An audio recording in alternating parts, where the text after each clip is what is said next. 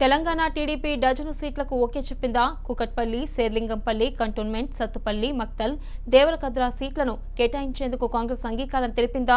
మరో 6 సీట్లపై ఏకాభిప్రాయం కుదిరిన తర్వాత అధికారికంగా సీట్ల పంపకాలపై రెండు పార్టీలు ప్రకటన చేస్తాయా? మహాకూటమిలో సీట్ల పంపకాలపై కాంగ్రెస్ టీడీపీల మధ్య చర్చలు తుదిదశకు చేరుకున్నాయి. సీట్ల సర్దుబాటు విషయంలో టీడీపీకి 12 సీట్లు కేటాయించేందుకు ఇరు పార్టీల మధ్య ప్రాథమికంగా అవగాహన కుదిరింది.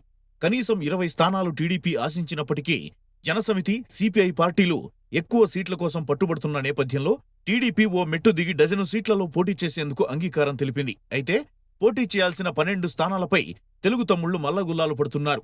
12 సీట్లలో ఏ సీట్లలో ఖచ్చితంగా గెలుస్తాము, ఏ సీట్లను వదులుకుంటే ఎలాంటి పరిణామాలు ఎదుర్కోవాల్సి వస్తుందో అని లెక్కలు వేసుకుంటున్నారు. అయితే ఈ 12 సీట్లలో భాగంగా కూకట్పల్లి, శేర్లింగంపల్లి కంటోన్మెంట్, సత్తుపల్లి, మక్తల్, దేవరకద్ర, సికింద్రాబాద్ కంటోన్మెంట్, సనత్ నగర్, ఉప్పల్, ఖమ్మం సీట్లను ఖచ్చితంగా తమకు కేటాయించాలని టీడీపీ కోరుతోంది. ఖైరతాబాద్, రాజేంద్రనగర్, ఆర్మూర్, వరంగల్ వెస్ట్, కోదాడ సీట్లలో కనీసం 2 సీట్లలో పోటీ చేయాలని భావిస్తోంది. అయితే టీటీడీపీ అధ్యక్షుడు ఎల్ రమణ పోటీ చేయదలిస్తే కోరుట్ల సీట్ను ఖాయం చేసుకోవాలని భావిస్తోంది.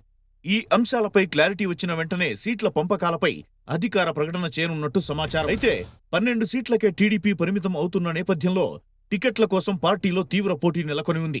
కూకట్పల్లి నుంచి మాజీ మంత్రి పెద్దిరెడ్డి, శేర్లింగంపల్లి నుంచి భవ్య సిమెంట్స్ అధినేత ఆనంద్ ప్రసాద్ కు టికెట్లు ఖరారైనట్టు తెలుస్తోంది. ఇక సత్తుపల్లి నుంచి తాజా మాజీ సండ్ర వెంకటవీరయ్య, కంటోన్మెంట్ నుంచి హైదరాబాద్ అధ్యక్షులు ఎంఎన్ శ్రీనివాస్, దేవరకద్ర, మక్తల్ నుంచి మాజీ ఎమ్మెల్యేలు రావుల చంద్రశేఖర్ రెడ్డి, కొత్తకోట దయాకర్ రెడ్డి, సనత్ నగర్ నుంచి కూన వెంకటేష్ గౌడ్, ఉప్పల్ నుంచి వీరేందర్ గౌడ్, ఖమ్మం నుంచి మాజీ ఎంపీ నామా నాగేశ్వరరావు పేర్లు దాదాపు ఖరారైనట్టు పార్టీలో చర్చ జరుగుతోంది.